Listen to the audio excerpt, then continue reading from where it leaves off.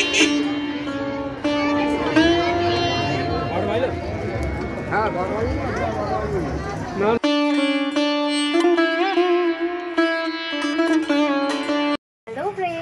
Back to my channel and welcome to new video आमी रीमा और तुम्हारा देखो आमार चैनल रीमास क्रिएटिविटी।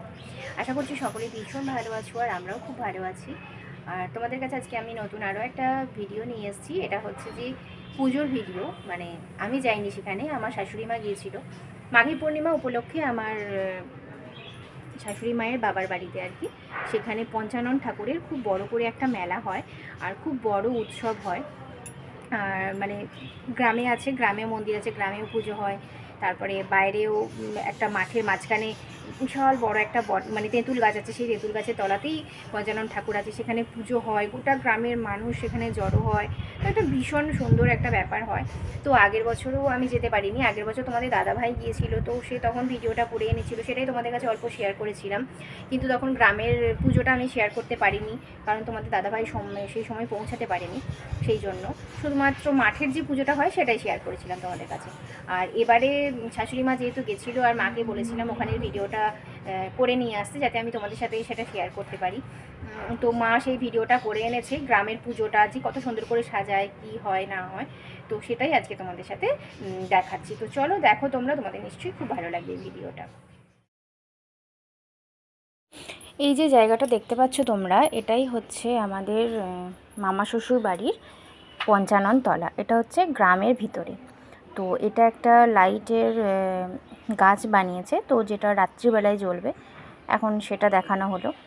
আর মন্দিরটা কি সুন্দর করে সাজিয়েছে দেখো তোমরা, পুরো একদম গাঁদা ফুল দিয়ে স্টিকের মতন করে করে বানিয়ে বানিয়ে সুন্দর করে সাজিয়েছে। আর এখানকার ঠাকুর হচ্ছে গিয়ে ঘোড়া আছে আর কি, মানে পঞ্চানন ঠাকুরের যেটা হয় ঘোড়া।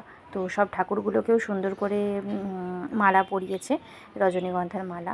আর চারিদিকটা পুরোটাই গাঁদা ফুল দিয়ে, নানা রকম গাঁদা ফুল দিয়ে ডিজাইন করেছে। আর এই যে আমার মামি শাশুড়ি, আমার শাশুড়ি মা, আরও যারা যারা ছিল আর কি, তো আমার শাশুড়ি মা সেই ভিডিওটা পুরোটা করে এনেছে আর খুব সুন্দর করেই ভিডিওটা করতে পেরেছে। একদম সামনে পাশে ভীষণ সুন্দর লাগছে দেখতে জায়গাটা। আর এই কটা দিনের জন্য সমস্ত মানুষরা একসাথে জড়ো হয়, একসাথে আসে, ভীষণ মজা হয়। আর এইদিকে দেখো একটা বড় গেট বানানো আছে, যেটা পুরোটাই লাইট দিয়েই বানানো। তো এটাও রাত্রিবেলাতেই যখন জ্বলবে তখনই দেখতে ভালো লাগবে, কিন্তু এখন যেহেতু বানানো আছে সেটাই তোমাদের সাথে একটুখানি শেয়ার করে নিচ্ছি। তো আগে ওখানে থাকাকালীন তো তখন যেতাম, কিন্তু এখন 2 বছর হয়ে গেল যেতে পারছি না, ছেলের এক্সাম থাকে এই সময়, সেই কারণে। তো সেই জন্য শাশুড়ি মাকে বলেছিলাম একটুখানি ভিডিওটা করে পাঠাতে, যাতে আমি তোমাদের সাথে একটু শেয়ার করতে পারি। তো প্রত্যেক বছরই মাঘী পূর্ণিমার সময়তেই এই পুজোটা হয়। আর অনেক ঢাক বাজে, আগের বছর তো মহিলা ঢাকিও ছিল, এবছর মহিলা ঢাকি নেই, সবই ছেলেরা ঢাক আছে আর বাজাচ্ছে। আর প্রচুর পুজো টুজো পরে প্রচুর ভিড় হয়। আর এখানের পুজোটা আগে হয়ে যায়, এখানে পাঁঠা বলিও হয়, সেটা হয়ে যাবার পরে একবারে আমাদের মাঠে যেখানে ঠাকুর পুজোটা হয় সেখানে যায়। তো এখানের পুজোটা মোটামুটি সকালবেলা 10টা সাড়ে 10টার দিক থেকেই শুরু হয়ে যায় আর 11:30 12টার মধ্যেই হয়ে যায়। এখানে পুজো হয়ে যাবার পরে ঢাকিরা ঢাক বাজিয়ে গোটা গ্রামে ঘুরতে থাকে, সেখানে ঘুরে আসে। তারপরে যে তাসা পার্টি বা ব্যান্ড পার্টি বলা হয় আর কি, সেই ব্যান্ড পার্টির লোকেরাও গোটা গ্রামটা ঘুরতে থাকে। তো ওই একটা দিন গ্রামের সবাই মিলে এক জায়গায় একত্রিত হয়ে ভীষণ মজা করে। আর মাঠের যে পুজোটা হয় বলছি, মাঠের পুজোর ওখানেও প্রচুর পাঁঠা বলি হয়, ভেড়া বলি হয়, সবাই আর কি বাড়িতে স্পেশালি কিনে রাখে ওই একটা দিন।